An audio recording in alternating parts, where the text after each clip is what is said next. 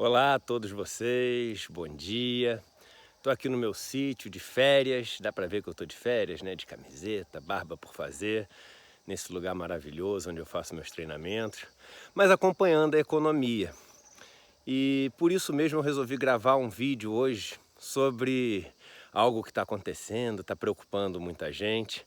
E resolvi gravar assim, não botar nenhuma roupa para parecer mais chique, mais enfeitado. Até para mostrar para vocês que a economia não precisa de um terno. A economia não precisa de uma camisa de botão, de um escritório com ar-condicionado.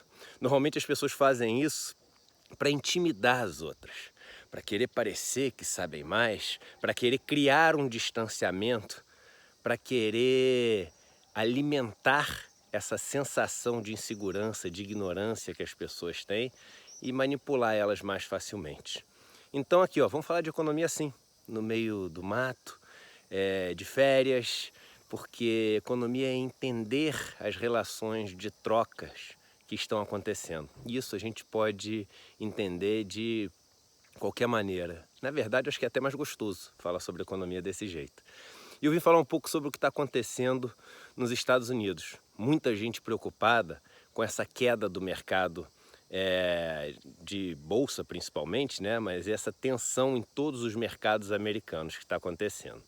E a explicação que os economistas vão te dar imediatamente é que os Estados Unidos estão interrompendo um ciclo de estimulação monetária, um ciclo de estímulo monetário, né? Estão interrompendo o quantitative easing, não sei o quê. E o que quer dizer essa confusão toda? Vamos lá. Em 2008, quando a gente teve aquela super crise, e uma crise principalmente por causa da alavancagem dos bancos americanos, ou seja, emprestaram muito mais dinheiro do que deveriam, com muito menos garantias ou garantias que valiam muito menos do que eles imaginavam, né? A ganância dos bancos fez eles assumirem esse risco enorme. O mercado imobiliário americano passou por todo aquele problema que vocês todos sabem. Isso fez com que essas garantias valessem cada vez menos, as garantias foram executadas, mas não davam conta do recado, e isso fez com que vários bancos americanos fossem ao nível de praticamente quebrar. E quando isso aconteceu, os bancos quebrarem por causa da sua ganância, por causa dos seus empréstimos mal feitos, por causa das suas estruturas de lucrar em cima das pessoas muito mais do que deveriam, o governo entrou para acudir os bancos. Por isso que eu sempre digo que é o seguinte: na hora de ganhar, ganha sozinho, na hora de perder, divide por todo mundo. A gente vive num modelo que é assim, incrível, né? Porque ele é capitalista nos ganhos e socialista nas perdas. Quando perde, a gente pede para dividir com todo mundo. Aí são os ProERs, né? Os refis que os ricos fazem no Brasil, tudo isso. Ou seja, quando eu perco, eu quero dividir com todo mundo. O Estado me ajuda. Eu adoro o Estado quando eu perco. Quando eu ganho, eu sou a favor do Estado mínimo, acho que não tem que ter Estado, privatiza tudo. Então é engraçado essa turma. Mas enfim. E então o governo americano, para estimular a economia, que tinha se deprimido muito, ele fez duas coisas. A primeira dessas coisas foi cair muito a taxa de juros. Quando você cai muito a taxa de juros, você faz com que o custo do dinheiro fique muito mais baixo. Então as pessoas que devem, elas passam a ter um peso muito menor em cima delas, elas conseguem se reerguer mais rápido, e as pessoas que estão precisando de dinheiro conseguem dinheiro emprestado mais fácil e mais rápido também, porque a taxa de juros é mais baixa. Além disso, o governo americano fez uma coisa, e os outros governos do mundo que sofreram muito com a crise fizeram, chamado o quantitative easing. O que é o quantitative easing? Que é uma coisa que parece tudo complicado, não sei o que. É simplesmente o governo comprar os títulos meio que podres do mercado para injetar dinheiro nos bancos e nas estruturas que precisavam de dinheiro. Ou seja, as estruturas estavam lá cheias de ativo podre nos seus balanços, aí os bancos centrais, os governos iam lá e falavam o seguinte: olha, eu compro esse teu ativo podre, toma esse dinheiro aí e eu fico com o ativo podre, que é o lance de socializar os prejuízos. Ou ele fazia as operações de Ripple. Ripple quer dizer repurchase. O que quer dizer repurchase? Uma operação de recompra, é uma compromissada. Um governo chega e fala assim: olha, eu compro esses ativos, mas só durante um tempo. Depois de um tempo para frente, você recompra eles de mim. Então eu compro com compromisso de você recomprar eles de mim. Por isso que é uma operação compromissada. E durante esse tempo, as pessoas que tinham os títulos podres ficavam com o dinheiro para poder se reerguer. E agora os Estados Unidos está voltando a subir a taxa de juros e interrompendo essas operações de compra e recompra de títulos no mercado, ou seja, está parando de injetar liquidez, e essa é a explicação que todo mundo tem para os Estados Unidos estar vivendo essa crise enorme. Isso com certeza tem um peso, mas eu vejo duas outras coisas que são fundamentais para as pessoas terem na cabeça.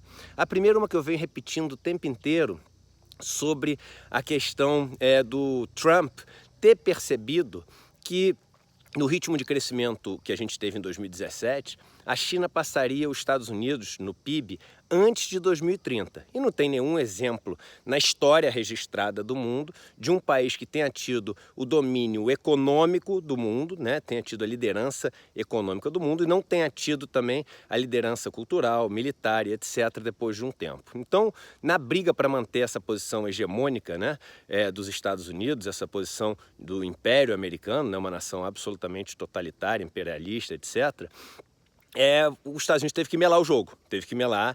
E como é que ele melou o jogo? Ele começou a forçar muito um crescimento rápido dos Estados Unidos que tirou todas as economias do mundo do trilho.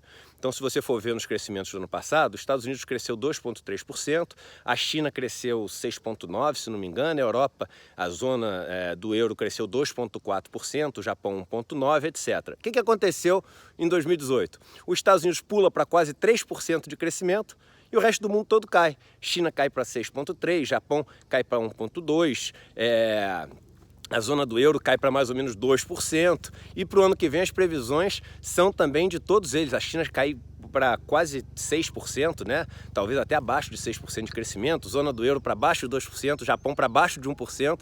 Ou seja, o crescimento dos Estados Unidos vem em detrimento de todos esses crescimentos que deixaram de existir. O mundo é aquele parquinho de areia que eu sempre falo. Se você faz um monte muito grande de um lado, começa a surgir buraco dos outros. Não tem milagre, não tem mistério. Então os Estados Unidos fez isso e desequilibrou a economia mundial inteira. Então, apesar de ter crescido mais nesse ano e no próximo ano provavelmente vai crescer mais também, por causa de todas essas confusões e barreiras alfandegárias e protecionismo e estímulo do governo. Os Estados Unidos é o país que tem políticas keynesianas, né, e impõe políticas neoliberais nos outros países para poder financiar o déficit americano, que esse ano é de mais de 800 bilhões de dólares, né? A gente fica falando de déficit no Brasil, a gente não sabe o que é déficit, hein? Os Estados Unidos sabem bem o que é déficit. Enfim, essa saída dos trilhos, apesar de botar os Estados Unidos um pouquinho para frente agora, depois desregulou tudo, inclusive os Estados Unidos. E os mercados estão colocando isso no preço, né? Mas para os Estados Unidos não tem problema. Se lá na frente o negócio piorar para ele, se piorar para todo mundo, ele continua em primeiro lugar. Então ele prefere ser a cabeça de sardinha do que o rabo de tubarão, né? Então é isso que está acontecendo, primeira coisa. E a segunda coisa que as pessoas não falam é o seguinte: hoje é muito difícil você entender quanto que valem as coisas nos Estados Unidos. Pense que hoje 90% ou quase 90% do valor das empresas do S&P, que é o principal índice de ações americanos, são de ativos intangíveis. O que é ativos intangíveis? Os intangible assets.